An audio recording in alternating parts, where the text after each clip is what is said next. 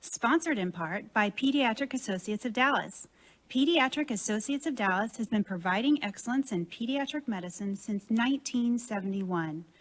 PAD has locations in Dallas and Plano and is now open 7 days a week because taking care of kids is what we do. The following content is not intended as a substitute for professional legal advice, medical advice, diagnosis, or treatment. Always seek the advice of your attorney, advocate, physician, or other qualified health provider with any questions you may have regarding any medical or educational concerns.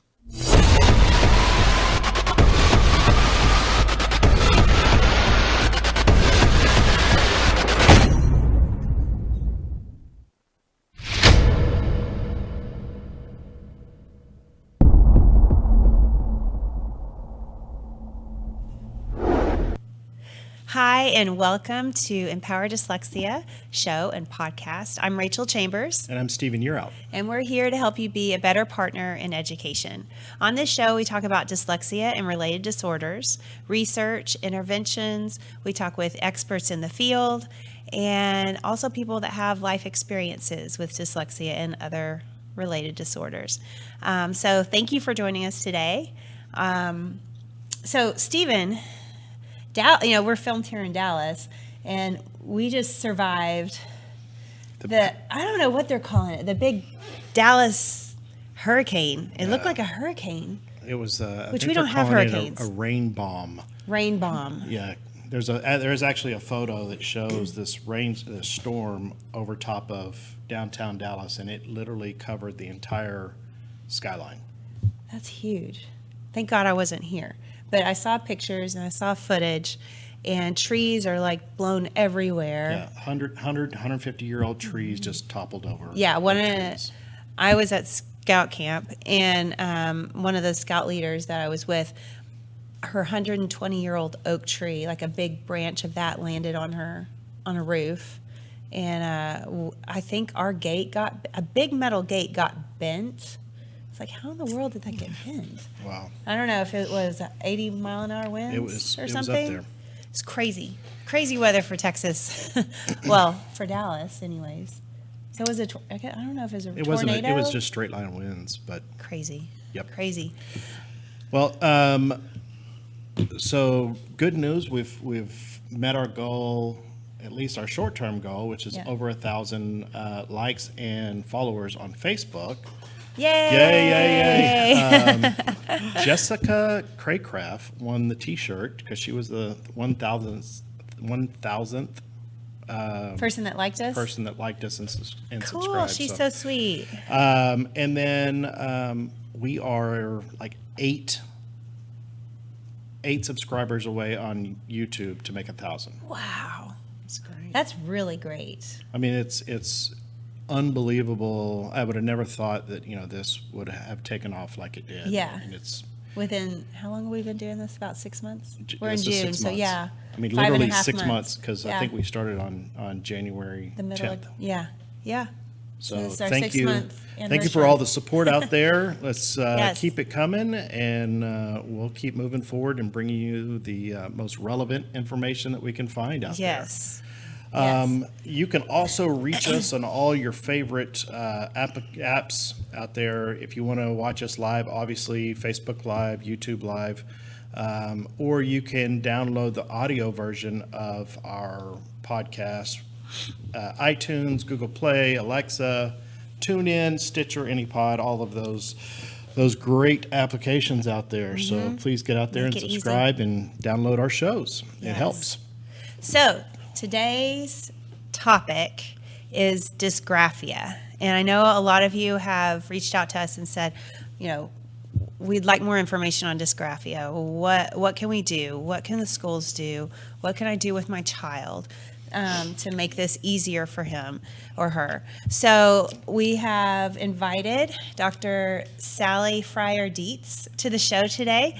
She received her doctorate in pediatric physical therapy from the University of Texas Medical Branch in Galveston. and has been practicing physical therapy for almost 40 years now, which I wouldn't think that at all.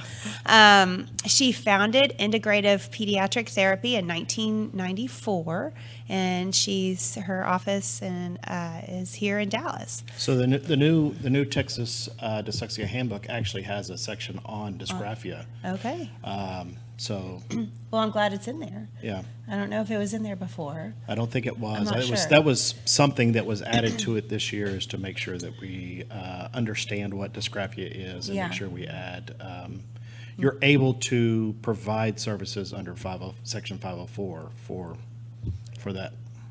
So Because is we- that more than a pencil grip, or is that just? Well, we'll Yeah. we'll ask Well, I mean, Dr. it's one Fryer of Dietz. those one of those one of the D sisters that Yeah. Mm-hmm. we talk about the 4 Ds, and it's one of the comorbidities that attach to dyslexia. So Yeah. Yep. That's true. Okay. Well, good morning Good morning. and welcome to the show. Thank you. Okay. So why don't you tell us a little bit about yourself? Well, I actually started integrative pediatric therapy back in 1994 when my own son, who was almost 6, was struggling with some learning challenges. And he was one of those bright kids, like so many of these kids are. Yes. And was going to a private school, and teachers were not really understanding his behavior, why he wouldn't do what they wanted him to do. And one of the things he hated more than anything was writing. So, he still struggles with what we call messy handwriting, but that goes way beyond what dysgraphia really is. Okay. So I started my practice for him, but I couldn't be his therapist because I'm his mother. So I had a group of people who I was working with, and hired an occupational therapist who actually worked with him directly on things that went way beyond just handwriting, which is really where you have to approach these kinds of things. Not just your hands. That's right. It's not Okay. just being having messy handwriting or needing more handwriting practice. It really is a symptom of a much bigger issue that goes on in the nervous system. Okay.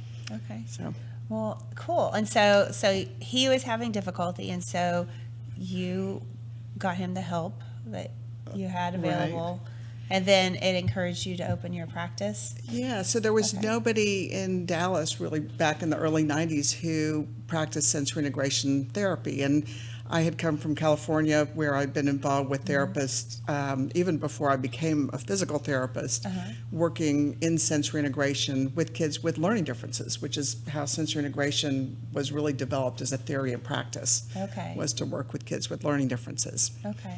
So it's a great holistic approach to really working with the whole body and meeting children where they are individually and building on their successes so that they can do better and feel better about themselves. So tell me a little bit about sensory integration. I know it's kind of a building, we had talked about this before. Right. You have to accomplish one thing before you can move on to find success in the next. Can you kind of explain that a little bit better? So sensory integration, it's a normal process. Everybody has to develop along the same lines.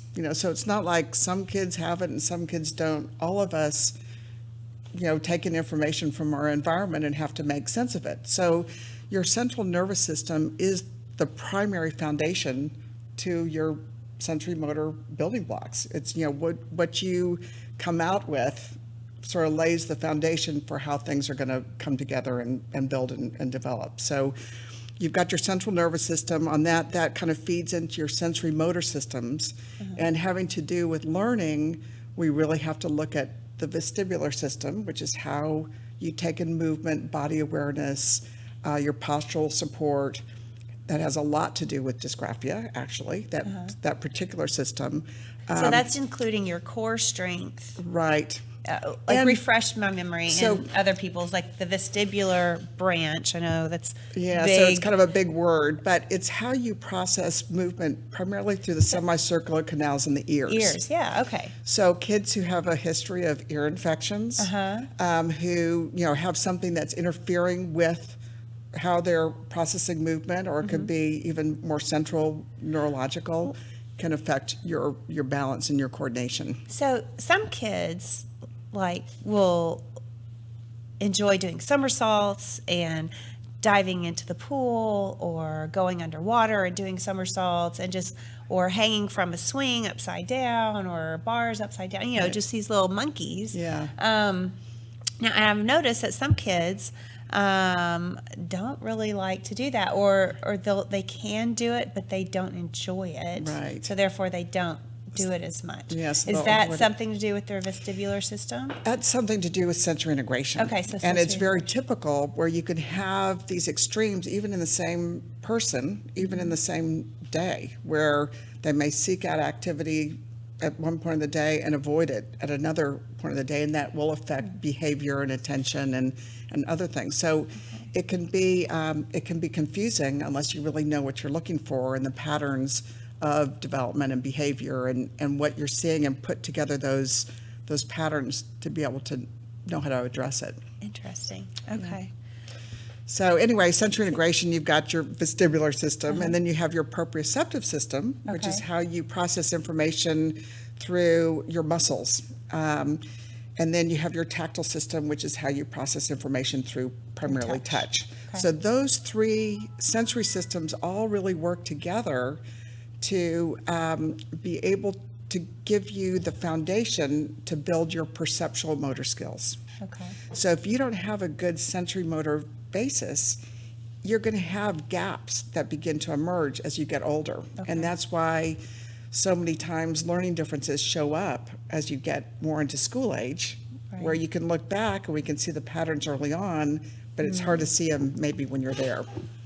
So what would be some of the patterns that you would see at like maybe a 3-year-old, 4-year-old, So- before they're actually reading and Yeah. writing? So a 3 or 4-year-old, you're probably going to see more, there could be transitional issues, problems with motor coordination. So transitional issues meaning like Like, they like being around this person and in this setting, and when you go to a big loud birthday party, right, it's they're not- overwhelming to them. Okay, Or- so that's kind of a good example. Yeah, or kids who have a hard time separating from their parents, certainly by the Okay. time they're 3 or 4. Okay, so separation There anxiety. can be more of an over-reliance on a parent to interpret the world for them. Okay. And we may not see it that way, Uh-huh. but when you, again, look at the bigger picture and what else is going along, with those things, that may be part of that picture. You Okay. could have a delay in your gross or fine motor skills. Your fine motor skills are only as good as your gross motor. So it's amazing how many people will have come, to the clinic who say, well, my child just has messy handwriting, I need help with handwriting.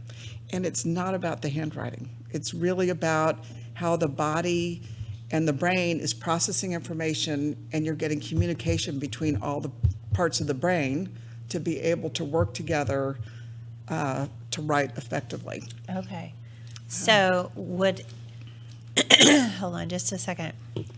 I need to get back on pace. We had a little computer glitch.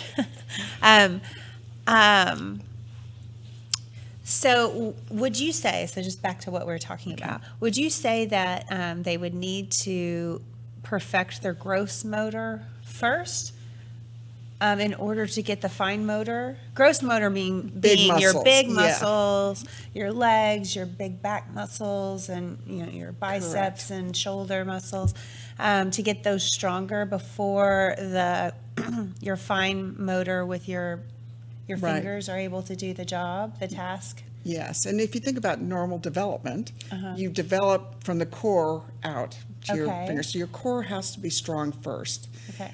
There's also primitive reflexes that you're born with, and some that you develop along the way that have to integrate in order to build on motor skills. Okay. So if you have something that's getting in the way of those things integrating or the strength building, you're going to start having symptoms that show up as a result Okay. of that.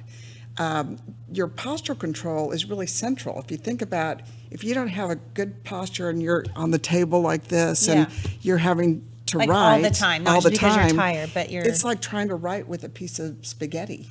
You know, how do you get your hand, you know, to write fluidly, you need motion of the wrist and the hand to Right. be able to do that. You need your fingers to be able to isolate, to hold a pencil.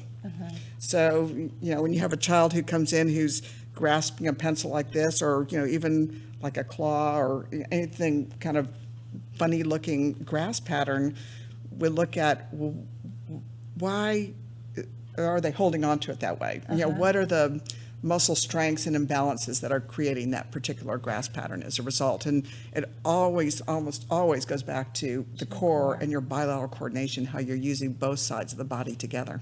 So, Sorry. Yeah, go ahead. Quick.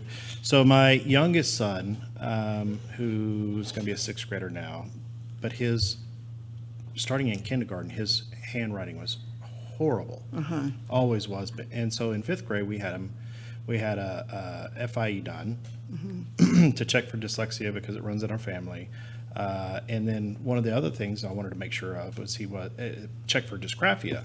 They came back and they said no. And when they handed me the writing sample, I was like, well, who wrote this? Because this doesn't look like my son's handwriting. It was completely different. And after I started learning a little bit more about dysgraphia, only thing that I could equate that big of a change in his handwriting was he's played 2 years of football. So he's more active and getting that core, and whether that's the what it was or not, but I kept thinking to myself, how is it that big of a difference Right. in his handwriting? Well, there's actually 3 different kinds of dysgraphia. You can have dysgraphia that's more related to dyslexia, that's more of a processing issue. so the and- neurological. Right, getting the communication from you might see it or in your head, but not be able to communicate it in writing. Then you have your motor dysgraphia that's more related to the function of your muscles and how your muscles are working together. And then you can have a spatial dysgraphia where you don't have a good concept of space. So your spacing of your letters is hard. You can't write in a certain area or color in the lines. Right. And you could have a combination of all those things too. So, you know, looking at the different symptoms of what occur tell you a lot about how the brain's working. Because you have to, in order to writing is a huge organizational task.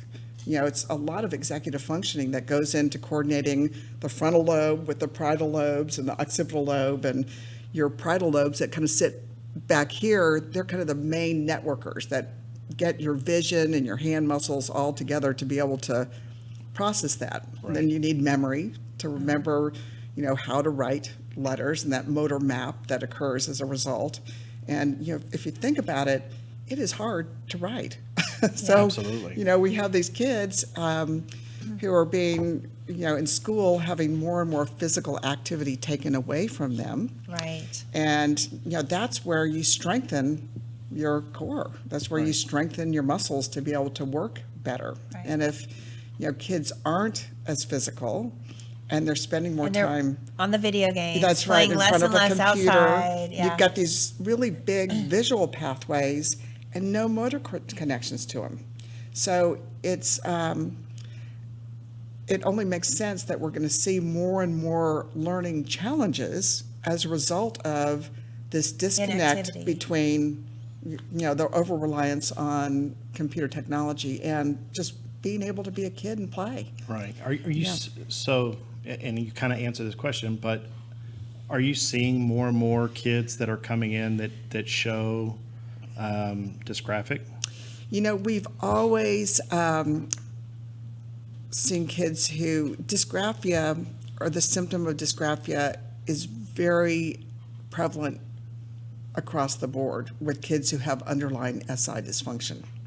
Because Sensory again, integration. more of that motor component. There's something that's called dyspraxia, how your body works and organizes itself. That's also a reflection of your entire central nervous system. And that's kind of working the whole body, whereas dysgraphia is specifically, you know, more the muscles, you know, of the hands, how that written expression comes out through the eyes and the hands. So, you know, in my lifetime as a therapist, we have always dealt with kids who have learning challenges and, all different kinds of difficulties, processing information and doing things. I think there's more of an awareness. I think we certainly see, our practice has grown tremendously over the years. The rate of developmental disabilities has gone up dramatically over the years. The rate of autism has gone up dramatically over the years, and that's just more of a severe extreme of that sensory integration dysfunction. So yes, I think we're seeing more. I don't think it's just that people are recognizing it more. I think it's always been there, but I think because of our environment, we're seeing a greater expression of some of these things. Well, and Interesting. listening to what you're saying, a lot of these districts are going more and more to, a digital classroom and one-to-one electronics or a Chromebook or tablet or whatever. And they're pushing these kids more and more to the electronic version of textbooks and everything else versus workbooks, giving them a pen and workbooks. pencil Right. or pen or pencil and a piece of paper and allowing that to develop also. Right. Now, Texas did come back and say that they're adding cursive Cursive handwriting writing back into the TEKS, but Well, cursive writing is a technique for kids with learning differences. It's easier to write in cursive than it is to is. print. And a lot of your Montessori education that's where they start. They Right. start with cursive before they even go to printing. Right. I loved know, cursive because if I didn't know how to spell a word, I just ran it all together. That's right. So, So there is definitely a neurological component to it. There's a muscular component to it, and then there's a visual, I guess. right, and how all those expressive have to work together. Right. And not every dysgraphic child has all three. Like Right. you said, it could You just may be have a child who neurologic. has a hard time with spelling.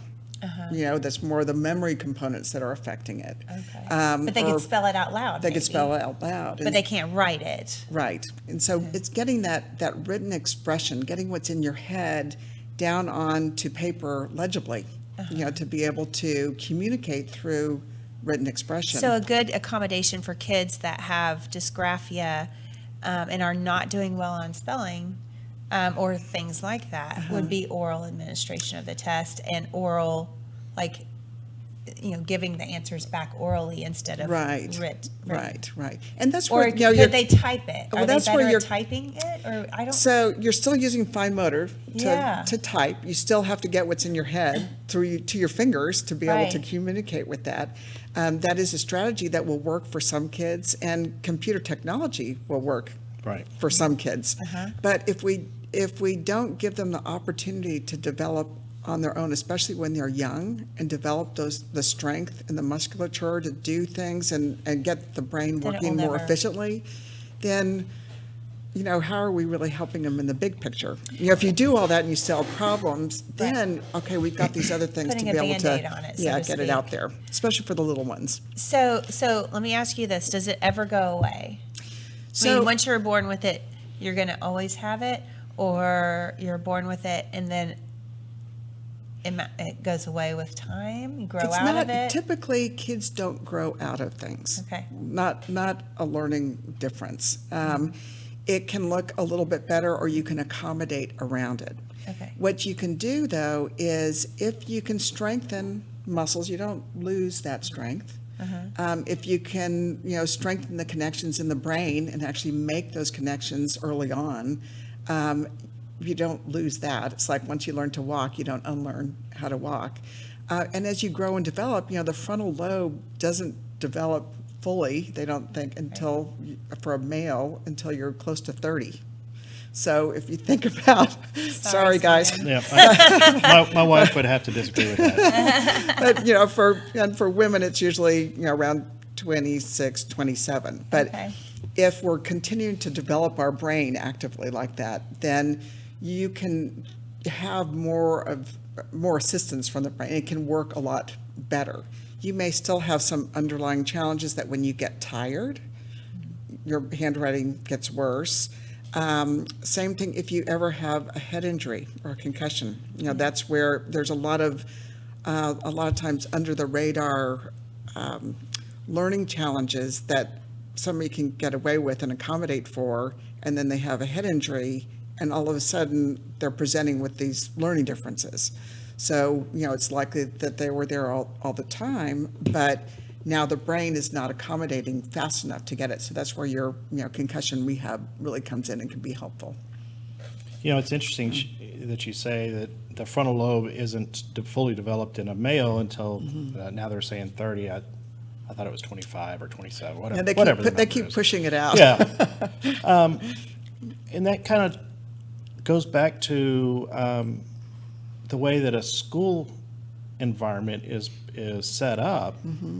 If the male's brain hasn't fully developed as fast as the female's, but they're still expecting that male to do That's right. all of the same things that the female's doing, Right, and grading you on the same as it is the same. right. So that's not And it's no necessarily surprise fair. that boys get pegged with learning differences way more than girls do. Yeah. So We fly under the radar. that's a lot. right. Because girls, typically they'll scoot by because they tend to be, this is a very loose generalization, but a little bit more passive. The girls that Quiet, get picked yeah. up faster are the ones who are a little bit more out there, and Well, we get frustrated because we can't do what you're Right. asking us to do. That's So right. I'm going to kick little Johnny's chair, or I'm going to throw a pencil, or I'm going to Right. act like a clown and make people laugh. yeah, And you got to seek out information Yeah. somewhere. Whereas girls Right. go Yeah. inward. they hide it. Yeah. Hide it very well. They just, well, if I don't say much in class and I just kind of sit quietly, then no Right. one will know. And if you're not causing any trouble, you tend to scoot by. Right. So you may have Which is a just as much of a disadvantage. challenge. Absolutely. Yep. The other thing that happens at school that really directly affects all these kids who have a learning challenge is there's been a tendency for some teachers to think, well, we're just going to keep them in for recess and get their work done. Well, when you take a child out of an activity that's going to help to build overall strength, and just as you noticed with your son getting the physical activity, how much better he did, you're actually setting him up for failure. Right. And then you get more stress, punished. you get more anxiety, you're going to, not perform as Right. well, and you're going to not feel good about yourself. You're really compounding the issue Yeah, versus making it a whole lot Exactly. worse. Yeah. Yeah. That I've always been against using recess as a punishment. Right. Right. And, I think, the other disadvantage that we have today is not just the physical activity, but, things like foreign languages with our younger kids and music with our younger kids. And there's certainly, some private schools who have more opportunity for that for children. But in our public education, there's been more of a tendency to pull children out of some of these activities that are actually your natural integrators. They're the things that help to support the nervous system more than anything and really develop those connections so that And you it can also do. brings joy. So when you're Yes, happy, absolutely. excuse me, and want to go to school because you liked that music class or that art class or that PE class or whatever it was, It's a Right. time you're gonna that you like school more. Right. it's a Right. time that you can take and sit back and not have to be, at level 10 of anxiety and stress and all of these other things, and you can go in there and just be you. Yeah. Blow Off some steam, like sing loud, whatever Right. they do, Right. whatever they like to do.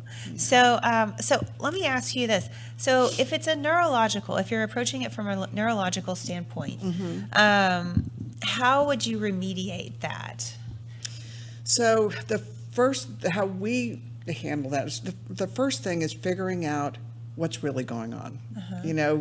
Really sort out what are the real challenges, what's underneath those, looking at a complete developmental history and looking at clinical observations of how a child organizes their body to do a new activity, gross motor and fine motor. Well, so you have to identify, and you're talking about identifying it. Yeah. Are the schools identifying, is that part of their full evaluation or a dyslexia evaluation, dysgraphia? Not does it- typically. Okay, They so how do typically have we- more of a top-down approach where, okay, you're having trouble writing, we're going to put you in a special class and work on writing.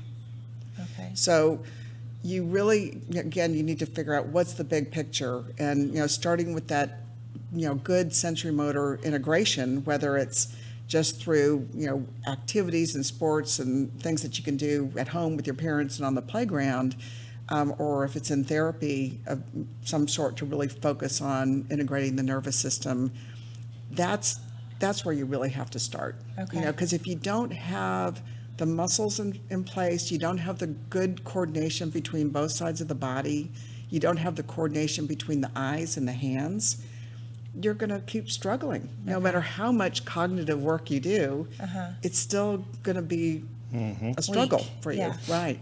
Okay.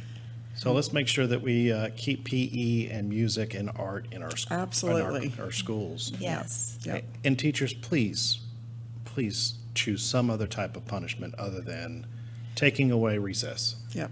Yeah. That's the first thing when I work with teachers, the first thing I tell them. Don't take away recess. I don't know what other punishment. Yeah. And there's lots of other really good things you can do to help develop fine motor skills, whether you have dysgraphia or not. Doing with young children, taking Play-Doh and rolling it into, little snakes and writing letters. You make an O and have the child imitate you with an O, and doing that imitation, doing some sequencing kinds of activities. It's all part of reading and writing, is to have that sequencing. When you read stories to your children, read a story to your child, then have them tell you the story back, just looking at the pictures, not necessarily even reading the words, but just, again, communicating between what you see and what you heard and being able to Comprehend. express it backwards. As kids get older, one thing that gets neglected, I think, is, we have spent so much time helping somebody do something that we forget that we really want to teach them how to help themselves. And when you have kids who are struggling with written expression, having them read the story back to you, or even looking at their story and picking out and telling you what are, the best words that they wrote, or their best sentence that they wrote, or being able to identify the things that, look really good to them. And, having that communication about what's really going on, so you're not just always trying to fix someone. It needs to be a process and a joint effort. The child really needs to be a part of the solution, not just having things, done for him or her, Yeah. or likewise. That makes sense.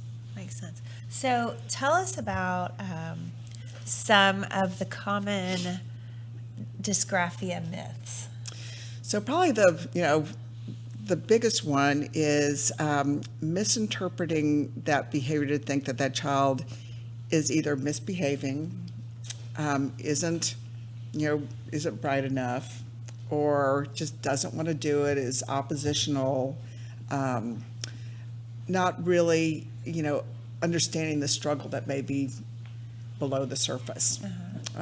That's So they're that's a not big just one. being defiant and because they don't want to do their writing assignment. Right. They're actually don't feel like they can do their writing assignment. Right. And it's coming across as, well, I'm not going to do that. You can't make me do that. Right. Because I'm not good at that. Yeah. And everybody else, Sally over there is writing a whole novel over Right. there. Right. So- And smart kids in particular, they tend to be very creative in how they can get away from doing the things that make them feel uncomfortable. Oh, yes, we are.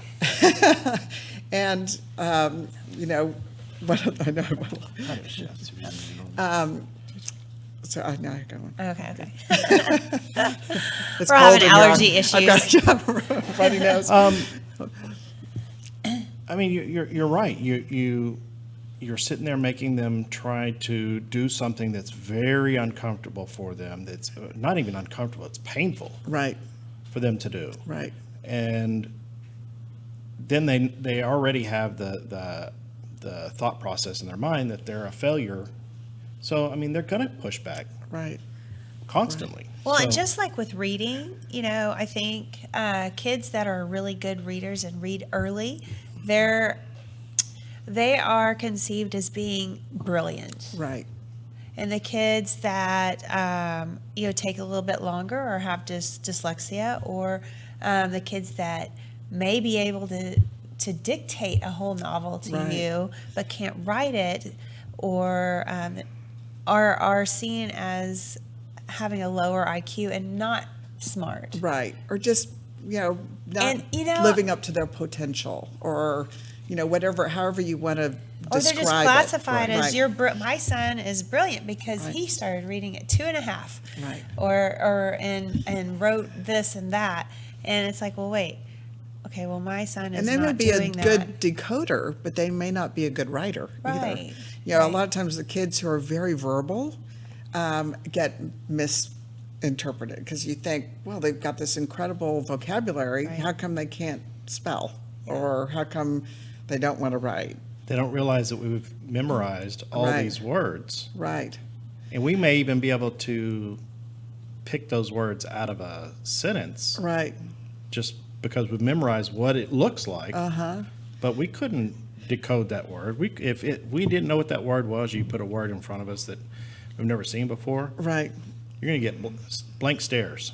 Well, my son, who I opened my clinic for, I thought he was one of those. He started looking at books, and I thought reading. I'm a therapist, but I mean, he would read these books word for word until I heard him basically reading the books without even looking at them. He had it all memorized, and to this day, he has a photographic memory.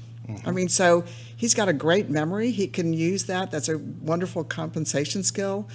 But, he's always going to benefit from either having an executive secretary or being able to somehow get somebody else to write something out Right. for him. My oldest son, who's dyslexic, when he was young, he wanted the Diary of a Wimpy Kid books. He loved those books. Yeah.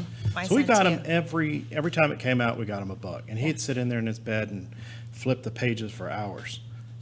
And something just wasn't right. I kept looking at him like, hey, are you actually reading those books? Or are you just flipping the pages, acting like you're reading them? Oh, no, Dad, I'm reading them. Yeah. And it wasn't until,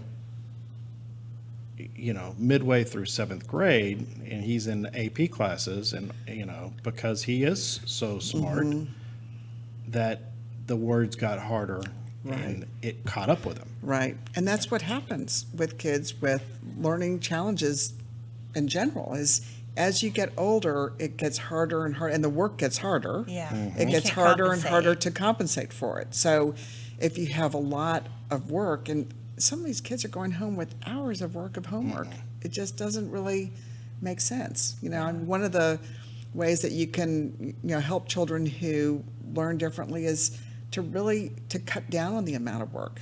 Don't make it so much.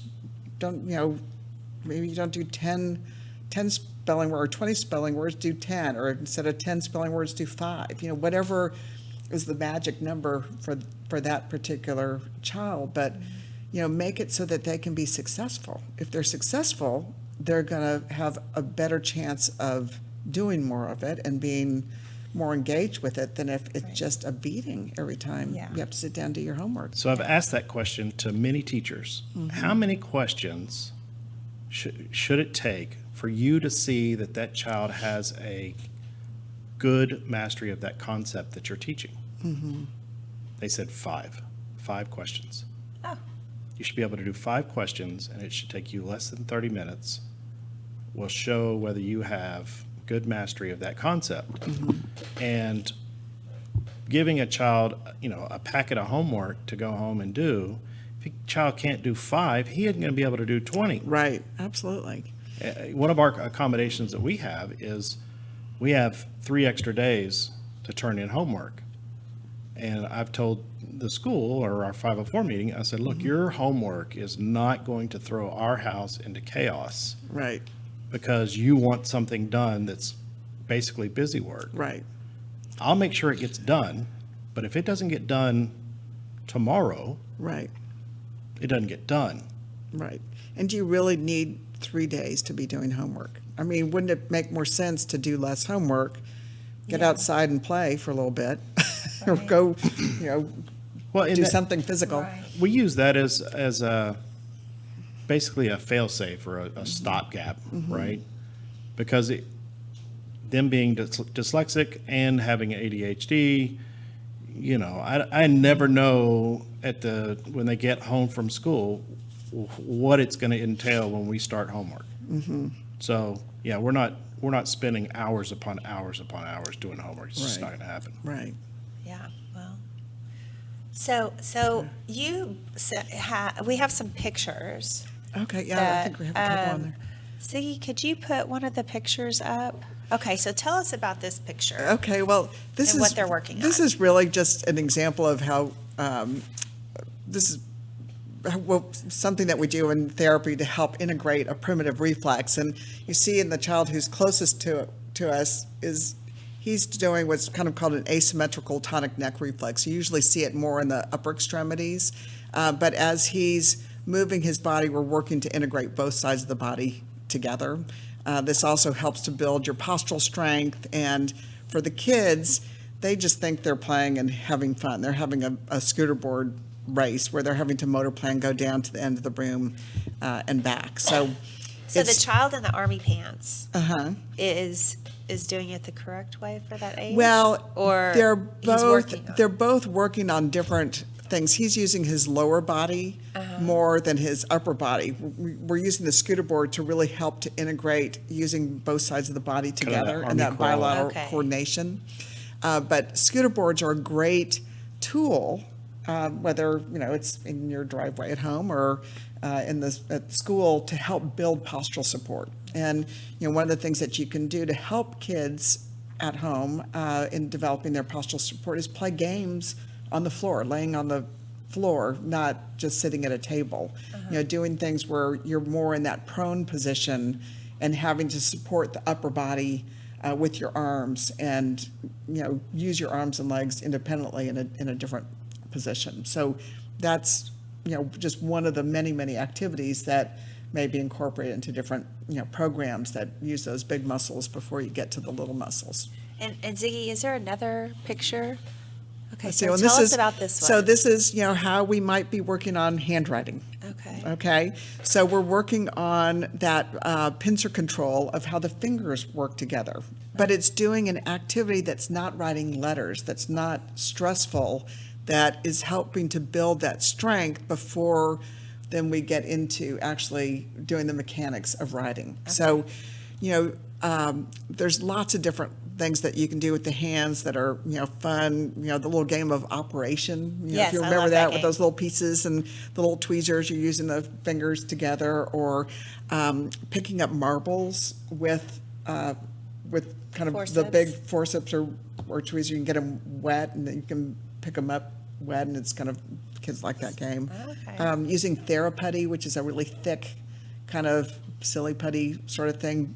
We'll have them bury little treasures in it, and they have to dig out the treasures. So they're really working the muscles of the hands to get together. So, you can go on and on with the activities you can come up with. And then when you get to the writing part, doing activities like dot to dot, or, coloring in the maze, or, coloring in the things, are great pre-writing skills that help to build on that sequencing and the motor control before you get to the specifics of writing the letters. So, excuse me. One of our parents said, "How do I explain to the teacher what dysgraphia is in like a layman's term, in like a sentence or two?" So she's like, "I don't think they get it." She was explaining, Yeah. like, "I don't think they understand my child." So, there's the different aspects of dysgraphia, but the common thread, even with all three of them, is the ability to get what's in your head onto paper, and the complexity of what has to go on in order to do that. So, written expression, being able to legibly, write on on paper, but really getting what's up here onto the paper to communicate. Okay. And so, and they also were asking, what kind of accommodations can we ask the school during our 504 meetings to help our dysgraphic child? Like, someone had said, we use graph paper, and that For helps. spacing, having good, and again, everybody's different. So some graph paper can have too many lines on it. There's different kinds of writing paper that can be better than others. And that's where, if you have a good OT that you're working with, they can really help guide the parent to what helps my child the most, and working with the teacher to make those accommodations. But certainly having directional, arrows for how to Write the write, letters. making sure, setting the child up for success. If there's any way possible that you can do a big physical activity, Okay. even for the whole group, don't just isolate out kids, but, maybe do a big movement exercise before everybody sits down and does their writing work. They might be surprised at how much better it looks afterwards. Decreasing the amount of work, that was a big one, that we talked about, just kind of cutting down on the amount so that they can spend more time. Right, so you're not doing it. modifying it, you're not changing grade Right. level, you are accommodating it, which you're just saying, hey, if you have 20 words, we're only gonna do 10 words. Or Right, If you have 20 that kind of math thing. problems, we're only gonna do 10. Yeah. Right. And giving immediate feedback. It's really important, along with having to do lots and lots of busy work. If you're doing lots of writing and it's all messy, and you're struggling with each one, you're reinforcing the wrong thing. You want to reinforce, something that's working.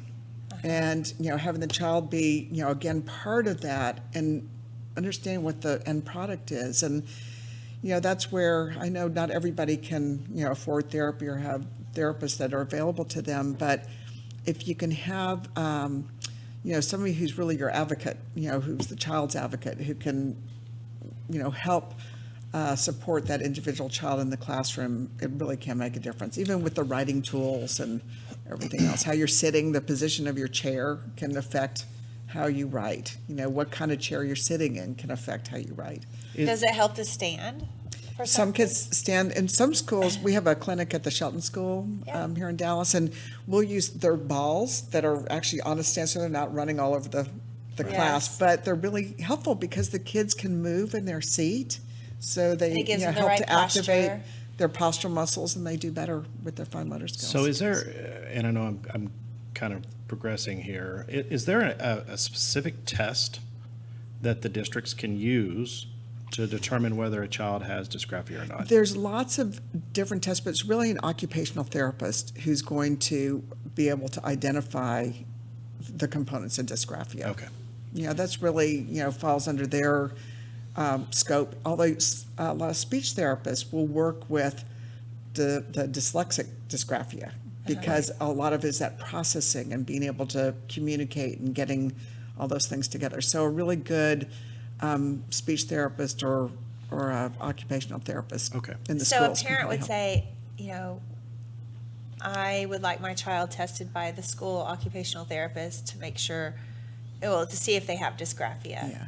Or if there's Or a is that via learning, child find? if there's a learning therapist, like with everything, there are, just because you have a title doesn't necessarily mean you're the best person to do the evaluation, so I would seek out whoever has the most experience in looking at different kinds of learning differences and understands the different kinds of learning differences. So it's not like everybody goes to this one person and they all get diagnosed with dyslexia, Right. or they all get diagnosed with attention deficit. Right. There's probably, there's a lot of variance to those Right. things, and they're all symptoms, but how can you really identify the things that are getting in the way, and then you go after those problems Right. to support that. So is there anything in particular that parents or viewers can do at home with their kids? I would do, the first thing I would do is play games with your kids on the floor.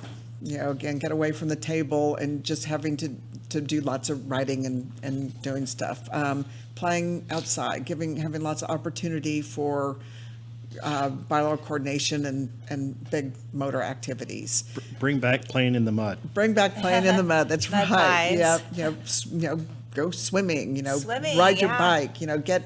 Be physical and do stuff. And for the little activities, go to Target and look at all the different games you can get with little pieces. Pick up sticks, there's all Legos, kinds all of that.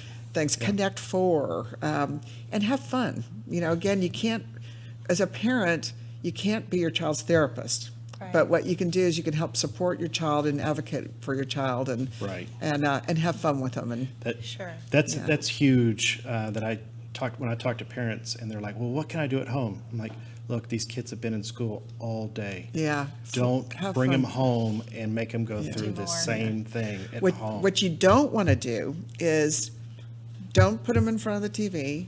Right. Don't put them in front of the iPad. Don't put them in front of the computer. Right. Don't put them in front of the video games. Do anything but those things, especially when they're Right. young. Get out and do something physical and fun. So you wrote a book. Do you want to tell us real quick about the Oh, book? well, if you're interested in sensory integration, this is When Kids Fly, Solutions for Children with Sensory Integration Challenges. And it was written, obviously, by me, but kind of my experience as a parent of a child with learning differences and as a therapist, and, all the different things that I have learned along the way. My son has been my greatest teacher, and They are, right? They really are. These kids, they really, and all the things that we do and incorporate into our practice are a result of, my quest to find, what works for. There's no one thing that works for Solution, everybody. right. The So- more tools you bring to the table, the better. So we'll put your put your book up on our website. Okay, so great. if you want to Thank take a look at that, You can get it on Amazon. So Awesome. yeah, we're in Well, the clinic. That's kind of all the time we have for today. Yeah, Went we- by Well, so thank you. I fast. know. Thanks for having me. we definitely would like to have you back and Yeah. finish the conversation. good. So thank you maybe- again for coming on here and sharing your expertise on dysgraphia. Well, thank Yes. you. It's nice to see you guys and be able to talk to everybody out there. So we do have some upcoming events we'd like to mention real quick. Yes, save the date for July 9th, the Say Dyslexia Rally at Washington, Hill. D.C. It starts at 9. You can reserve your free ticket on Eventbrite. And Come see Rachel and I, because we're two of the guest speakers. yeah, Oh, so we'd love to talk to you guys and come say hi to us. And then on Monday, Congressman Bruce Westerman and the Arkansas Department of Education is going to host a child advocate and motivational speaker, Hassan Davis. His topic is going to be on "Don't Diss My Abilities."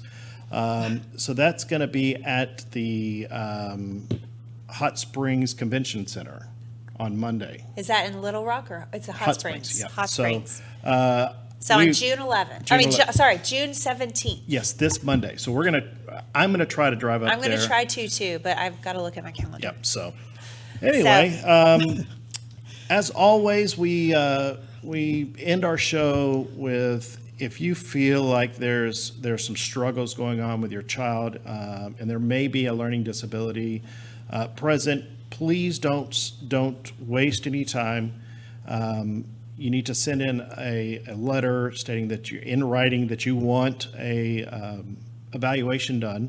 We have templates on our website at www.empowerdyslexia.info. You can download these templates, put in your information, turn it into your school counselor, and get the evaluation process started.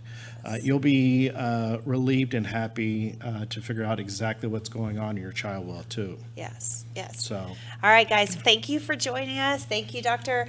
Sally Fryer Fryer Dietz, because I just knew you as Dr. Sally Fryer, but she got married. I know. It's So- a mouthful now, but Yeah. No, thank you so much for joining us. Thank you. And join us next week. see you there. thank you.